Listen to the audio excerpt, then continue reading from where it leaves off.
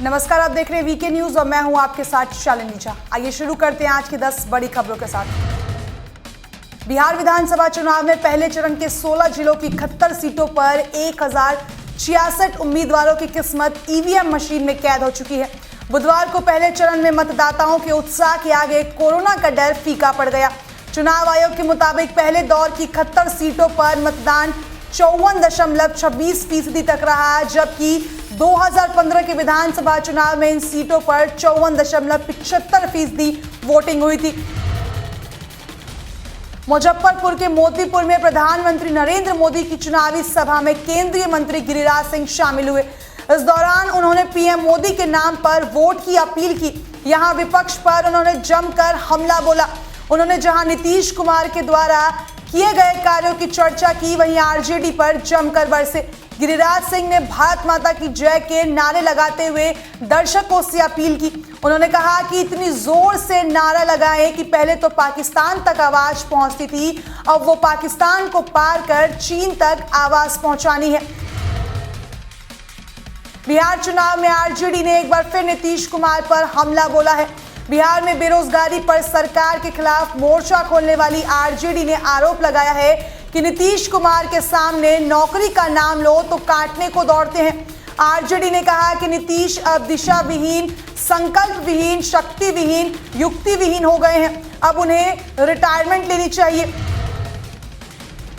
Corona virus का संकट देश और दुनिया में बरकरार है। भारत में इस वक्त कोरोना की कई वैक्सीन पर ट्रायल चल रहा है। इन सब के बीच प्रधानमंत्री नरेंद्र मोदी ने बड़ा बयान दिया है। प्रधानमंत्री नरेंद्र मोदी का कहना है कि जब भारत में कोविड वैक्सीन उपलब्ध होगी तो हर नागरिक को वैक्सीन दी जाएगी, कोई भी नहीं छूट पाएगा। फरीदाबाद के निकिता तोमर मर्डर केस में तीसरी गिरफ्तारी की गई है। मुख्य आरोपी तौसीफ को देसी कट्टा मुहैया कराने वाले अपराधी अजरू को गिरफ्तार किया गया है। दर्जनों स्थान पर छापेमारी के बाद नूह जिले से अजरू को गिरफ्तार किया गया है। वहीं वारदात में इस्तेमाल कार के मालिक से भी पूछताछ की जा रही है। देश में किसानों की ओर से लगातार मोदी सरकार के लाए गए कृषि कानूनों का विरोध किया जा रहा है। पंजाब में भी किसान लगातार मोदी सरकार के कृषि से जुड़े कानून को रद्द करने की मांग कर रहे हैं। इस बीच कृषि अधिनियमों के खिलाफ आंदोलन को देखते हुए पंजाब की तरफ से की जाने वाली तमाम ट्रेनों को रद्द किए जाने के केंद्र के फैसले के खिलाफ सत्ताधारी कांग्रेस समेत तमाम विपक्षी दल, किसान यूनियन भी केंद्र सरकार के खिलाफ आ गए हैं। हांगकांग ने कुछ यात्रियों के कोरोना से संक्रमित पाए जाने के बाद मुंबई से आने वाले एयर इंडिया की उड़ान पर 10 नवंबर तक के लिए बैन लगा दिया है। बुधवार को एक सीनियर अधिकारी ने बताया कि इस हफ्ते की शुरुआत में यात्रा करने वाले कुछ यात्री हांगकांग पहुंचने पर कोरोना वायरस से संक्रमित पाए गए। इसके बाद हांगकांग की सरकार ने 28 अक्टूबर से 10 नवंबर तक मुंबई हांगकांग उड़ान को बैन कर दिया है।